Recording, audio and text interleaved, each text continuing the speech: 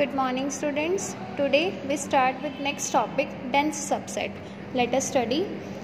First of all consider a topological space XT. आपने किसका कोई भी एक सबसेट लिया A सेट को किसी सेट के अंदर आप डेंस कहेंगे कब A is said to be dense subset of X if A closure is equals to X. अगर आपको किसी सेट को चेक करना है कि कोई भी सेट आपके किसी एक्स टोपोलॉजिकल स्पेस या किसी होल स्पेस का सबसेट बनता है या नहीं बनता है डेंस सबसेट, तो तभी पॉसिबल होगा जब आप उसका क्लोजर निकाल लें और वो पूरे के पूरे होल स्पेस एक्स के इक्वल आ जाए। तो देखते हैं क्या। और अगर आपको ए सेट को डेंस दिखाना है बी किसी दूसरे सेट के अंदर, तो ऐसा पॉसिबल तब होगा तब आपके पास बी कंटेन कर जाए आपके ए क्लोजर के अंदर। Then A is said to be dense in B if B is a subset of A closure और A is said to be dense in X if A closure is equals to X. Clear है? Example के तौर पे देखते हैं। आपने X consider किया with 5 elements C, D and E. इसके रिस्पेक्ट में एक टोपोलॉजी T डिफाइन की which contains these elements phi, singleton A, CD, ACD, BCDE and the whole space X. You can easily check that this T defines a topology with respect to the set X. Now consider a subset E of this set X. उसमें आपने दो elements लिए A and C. First of all, to check whether this E is the dense subset of X or not, first of all we have to check that E closure आपके पास अगर X के equal आया तो आप कह सकते हैं कि ये डेंस सबसेट होगा, अदरवाइज नहीं होगा। आपको पता है कि ई क्लोजर किसी भी सेट का क्लोजर हम निकालते हैं, उसी सेट की हमें यूनियन करनी पड़ती है उसके डिराइव्ड सेट के साथ। ई आपने क्या कंसीडर किया है A and C, derived set हमें निकालना पड़ेगा उन दोनों की यूनियन। अगर आपके पास होल स्पेस एक्स के इक्वल आ गई then you can say that E is dense subset of X. Clear है? Now first of all check whether this derived set of E is equal to X और not. फर्स्ट of ऑल we can easily check that this A is not the limit point of E because A is present as singleton element in this set T. Similarly we can discard C as a limit point of E because अगर आप इन दोनों के intersection करेंगे तो आपके पास singleton आ जाएगा और उसको माइनस करेंगे तो एम्प्टी बन जाएगी, तो लिमिट पॉइंट की डेफिनेशन को डिस्कार्ड करेगी। And you can easily verify that because of this X and this set, these elements B, D, E becomes the limit point of the set E. First verify करना, उसके बाद आप देखोगे कि आपका derived set क्या आएगा with these three elements B, D and E. आप इन दोनों की अगर यूनियन करेंगे इजीली वेरीफाई कर सकते हैं कि आपको क्या X और के इक्वल आ जाए, whole space is the dense subset of X। Clear है डेंस की डेफिनेशन? इसी पे बेस्ड एग्जाम्पल हैं जो आपको होमवर्क के तौर पे हैं। एग्जाम्पल क्या, अगर आप X को ले लें डिस्क्रीट टोपोलॉजिकल स्पेस और एक बार आप X को लेना इन डिस्क्रीट टोपोलॉजिकल स्पेस और चेक करना कि क्या आपके पास ये सेट इनके रिस्पेक्ट में बनने वाले सबसेट्स डेंस सबसेट होंगे या नहीं होंगे, चेक करना और फिर बताना। नेक्स्ट हम करते हैं इसी पे बेस्ड एक theorem says any set C containing a dense subset D is a dense subset. आपने कोई भी सेट लिया C, किसका? X का। अब C को कंटेन करने वाला, C के अंदर कंटेन होने वाला एक सेट है D। Any set C containing a dense subset D, और जो ये D सेट है वो कैसा सेट है? Dense. Any set C containing a dense हुआ डेंस सेट, तो आपको प्रूव करना है C भी कैसा सेट हो जाएगा?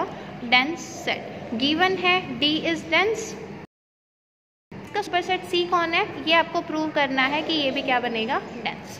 देखते हैं, let D be the any dense subset of X। D अगर डेंस सबसेट है तो by definition of dense subset D closure must be equals to X, D closure equals to X. And now you also know that by this statement then D is a subset of C. Also we know a property that if A is a subset of B then A closure is a subset of B closure. Then if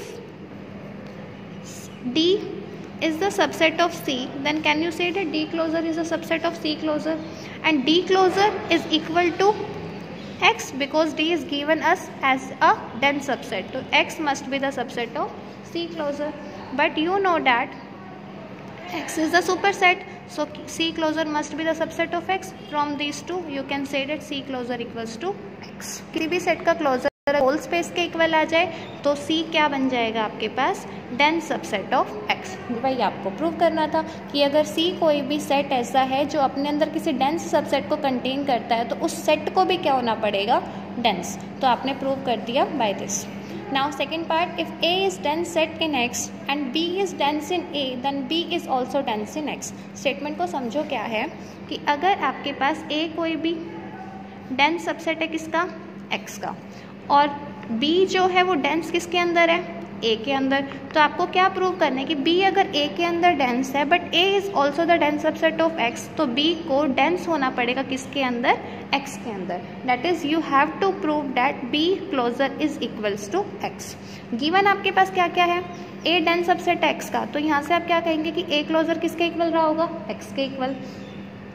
B dense है A के अंदर, और हमने कहा था कि कोई भी सेट दूसरे सेट के अंदर डेंस कब होता है, जब वो उसके क्लोजर के अंदर कंटेन करे। B डेंस है A में, that means you can say that A closure must be the subset of B, और you can say that A is the subset of B closure. Clear है। तो आपके पास दो कंडीशंस गिवन है, A closure X के equal and A is the subset of B closure, and you have to prove that B closure is equals to X। Now A closure, A is a subset of B closure. Taking closure on both sides, you will get A closure subset of B closure whole closure, and you know that this is equal to B closure. This implies A closure किसके equal है by this equation 1, X. X is the subset of B closure, but being X as a universal set, you know that B closure is the subset of X. From these two you can say that B closure must be equals to X, hence you can say that B is dense in X और B is the dense subset of X. So clear है। आपके पास कोई भी set अगर X whole space के, आपने कोई भी लिया टोपोलॉजिकल स्पेस XT, A इसका सबसेट है और B डेंस है A के अंदर, B is dense in A and A is a dense subset of X, then you have to prove that set B is also dense in X। Clear है। तो आपके पास दो कंडीशंस आई थी, first one is this, second one is this. इन दोनों का वन बाय वन यूज करके आपने प्रूव कर दिया B closure equals to X। From this we can say that B becomes the dense subset of X। Clear. So based on this, let's do example. Not based on this, based on a theorem of exterior operator। ये तो आप पहले कर चुके हैं कि अगर आपको एक एग्जाम्पल शो करना हो जिसमें intersection of exterior, intersection of any two sets A and B, अगर आप उसका एक्सटीरियर फाइंड आउट करोगे तो वो आपका यूनियन के इक्वल नहीं होता है। ठीक है। जैसे डी मॉर्गन्स लॉ होता है, डी मॉर्गन्स लॉ में यूनियन आपके इंटरसेक्शन पे ओपन हुआ था, लेकिन इंटरसेक्शन आपके यूनियन के साथ ओपन नहीं होगी। तो आपके लिए कंसिडर किया आपने एक सेट X जिसमें तीन एलिमेंट्स लिए A, B एंड C, उसके रिस्पेक्ट में एक टोपोलॉजी डिफाइन की, phi singleton A singleton B, A B and the whole space X। आपने इस X के दो सबसेट्स लिए A and B, A with the singleton element A and B with the singleton set B। दोनों के intersection आप clearly देख सकते हैं फाई। और अगर आप इसकी एक्सटीरियर निकालेंगे, exterior of phi, you know that exterior of phi is X। Clear है। हाउ ये कैसे आई, आपको पता होगा कि X minus phi whole interior आपको निकालना पड़ेगा जो कि X के इक्वल आ जाएगा। तो फाई का एक्सटीरियर कौन होता है, X। तो अगर आपके पास इंटरसेक्शन फाई बनी तो उसका एक्सटीरियर बन गया होल स्पेस X। की आइए left hand side, now come to the right hand side. उसके लिए आपको एक्सटीरियर ऑफ A निकालना पड़ेगा, एक्सटीरियर ऑफ B, और उन दोनों की क्या लेनी पड़ेगी, यूनियन। A का एक्सटीरियर अगर निकालना है तो X minus A whole interior, X minus A, X में से अगर आप A को निकाल दोगे तो कौन बचेगा, B और C, और B और C का इंटीरियर अगर आप चेक करोगे तो इजीली वेरीफाई कर सकते हैं कि कौन आएगा, singleton B। Clear. And similarly exterior of B मतलब interior of X minus B, interior of complement of B। Complement of B देखेंगे तो कौन होगा, A और C, और A और C होल इंटीरियर कौन हो जाएगा, सिंगलटन A। दोनों की अगर आप यूनियन करेंगे तो आपको मिलेगा A and B which is not equal to X। Clearly, क्योंकि आपके पास लेफ्ट हैंड साइड क्या आई थी, X, and right hand side है सिंगलटन A B, दोनों इक्वल नहीं है। Hence you can say that कि intersection exterior is not equal to union of exterior of A and exterior of B। यहाँ पे आपकी यूनिट 1 कंप्लीट होती है। आप कंप्लीटली रिवाइज करना और आपका आफ्टर ट्रेनिंग टेस्ट होगा। कोई भी डाउट्स हो आप कमेंट कर सकते हो।